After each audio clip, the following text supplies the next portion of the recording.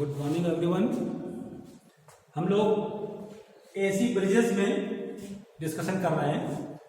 तो last lecture में हम लोगों ने balance condition of AC bridge ये देखा है और हमने देखा कि अगर एसी ब्रिज के चार जो आर्म्स हैं उनमें चारों के impedances Z1, Z2, Z3, Z4 हैं। तो डायगोनल में अगर हमने कोई डिटेक्टर लगा रखा है, जब उसमें करंट नहीं फ्लो करती, इसका मतलब ऊपर वाला और नीचे वाला यानी बी पॉइंट और डी पॉइंट ये सेम पोटेंशियल में है, ये बिग बैलेंस है। तो कंडीशन आती है Z1 upon Z2 is equal to Z3 upon Z4। अब इस प्रॉपर्टी का उपयोग करते हुए हम मेजरमेंट ऑफ इंडक्टेंस का मेजरमेंट कैसे करते हैं।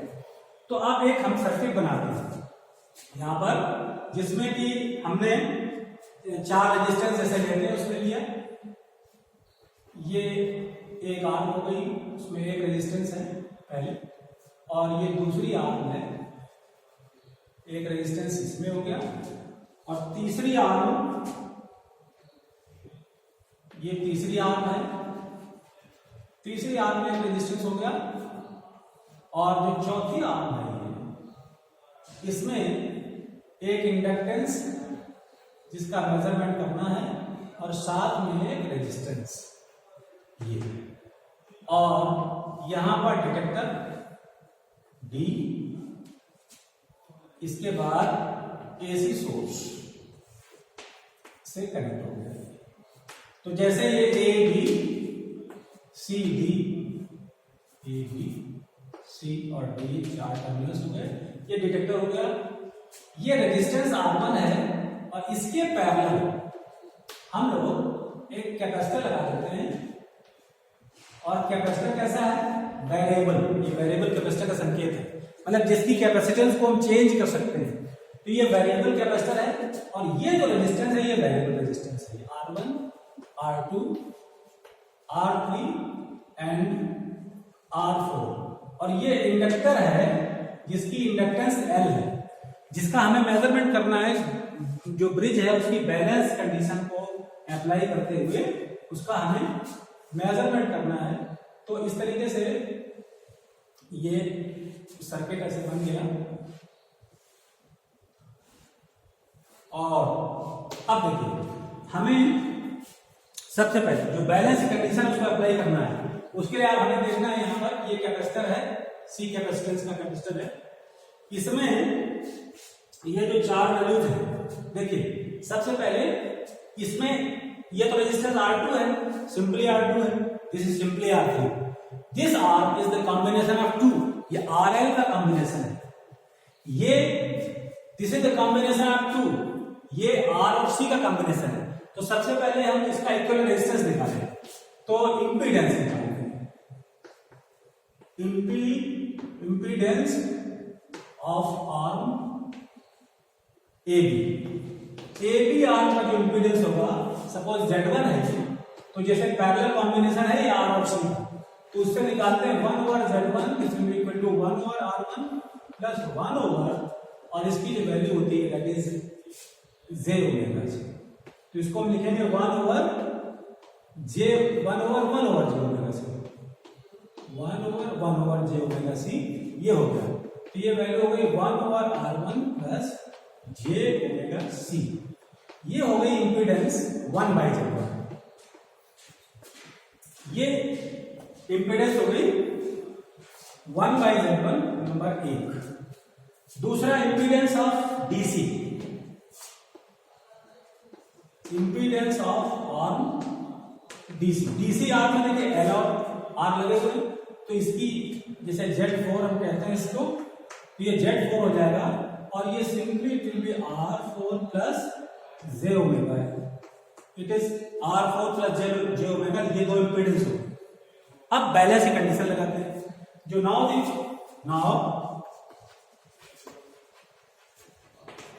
Condition of balance. Condition of balance क्या है? Z1 ओवर Z2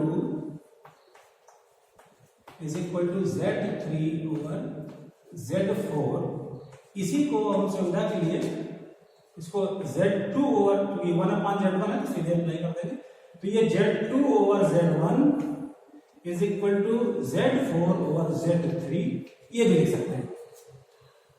ठीक है, अब आइए, अब ये जो वैल्यू है उसको सब्स्टिट्यूट कर देते हैं। तो जो Z1 है,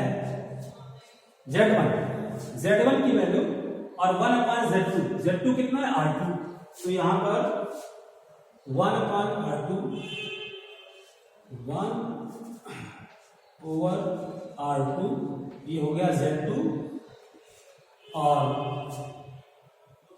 यहां से Z2, ये Z2 सिंपली है क्योंकि Z यहाँ ये वाला लेंगे हम, यहाँ पर Z2 की वैल्यू R2 है, तो सिंपली इसको हम R2 लिख देंगे और divided by Z1 means 1/Z1, 1/Z1 की वैल्यू सीधे सीधे ही है, तो हम इसको लिख देंगे 1 over R1 plus J omega C।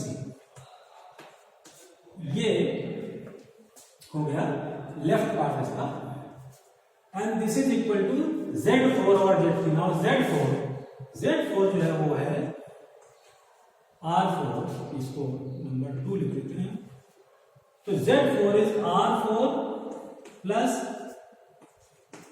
J omega L divided by Z3, Z3 simply R3, ये कंडीशन है। अब इसको जरा हम क्रॉस मल्टीप्लाई करते हैं, क्रॉस मल्टीप्लाई, तो क्रॉस मल्टीप्लाई करने पर यहां से देखिए ये 1/R2 है, ये हो जाएगा R1, इसको थोड़ा सिंप्लीफाई करके लिख लेते हैं, पहले इसको लिख लेते हैं R2, ये हो जाएगा 1 प्लस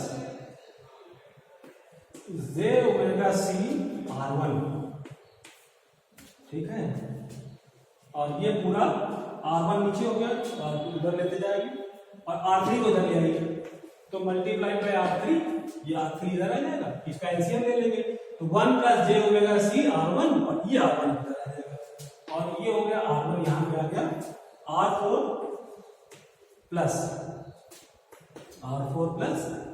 J ओमेगा, ये वैल्यू आ गई। अब इसमें देखिए यहां से ये आएगा R2 R3 पहला टर्म हो गया, और दूसरा टर्म हो जाएगा J omega C R1 R2 R3, this is equal to R1 R4 plus J omega L R1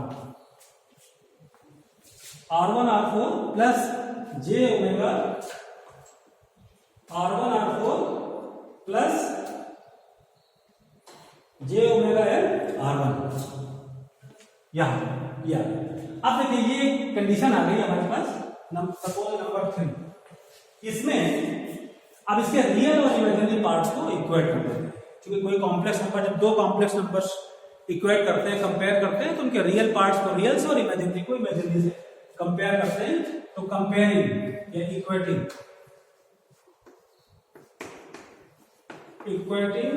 real and imaginary parts, तो जब रियल पार्ट्स को इक्वेट करेंगे तो that gives R2 R3 is equal to R1 R4, R2 R3 is equal to R1 R4, या इसी से आ जाएगा R1 by R2 is equal to R3 by R4, R3 by R4, ये हमारे पास एक कंडीशन आ गई।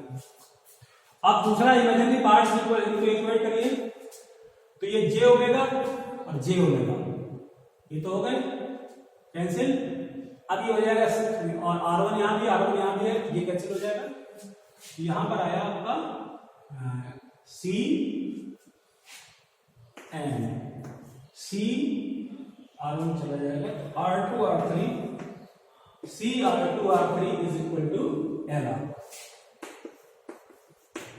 C J ओमेगा R1 चले जाएंगे, C R2 R3 is equal to omega L, J omega R1, so it will be L, simply R1 यहाँ भी है, R1 यहाँ भी है, तो R1 यहाँ से चला जाएगा। So L will be equal to CR2 R3. L will be equal to simply CR2 R3, या इसको हम ऐसा लिखते हैं L is equal to CR2 R3. This is question number 5.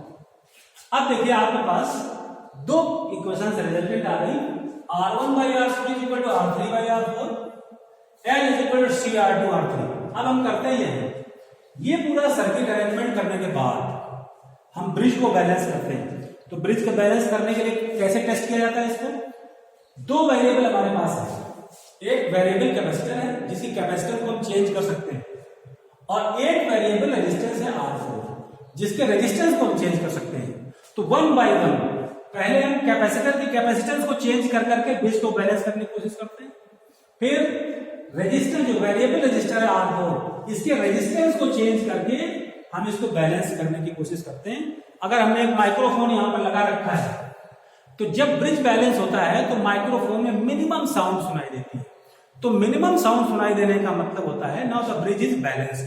तो जब ब्रिज बैलेंस्ड है ऐसी कंडीशन में ये है R2 और R3, ये वैल्यूज हमें पता है, R2 एंड R3 की रेजिस्टेंसेस आर नोन, इनकी वैल्यूज को सब्स्टिट्यूट करके L can be determined. Capacitance C, जो कैपेसिटर C है, कितना कैपेसिटेंस हमने उस पे अप्लाई कर रखा है सर्किट में, that is known. R2 and R3 the two resistances are known, इनकी वैल्यूज को सब्स्टिट्यूट करके the inductance can be determined. L can be found with this method. तो देखिए इस तरीके से एसी ब्रिजेस में, मैक्सवेल्स ब्रिज में इस प्रकार के सर्किट का अरेंजमेंट करके और ब्रिज की बैलेंस, ब्रिज को बैलेंस करके सी और आर को वेरी करके ब्रिज को बैलेंस करके ये कंडीशन एस्टैब्लिश होगी।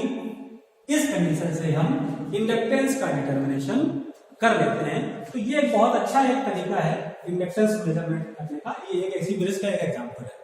तो आज इस लेक्चर में इतना ही, आगे फिर डिस्कस करेंगे। Thank you.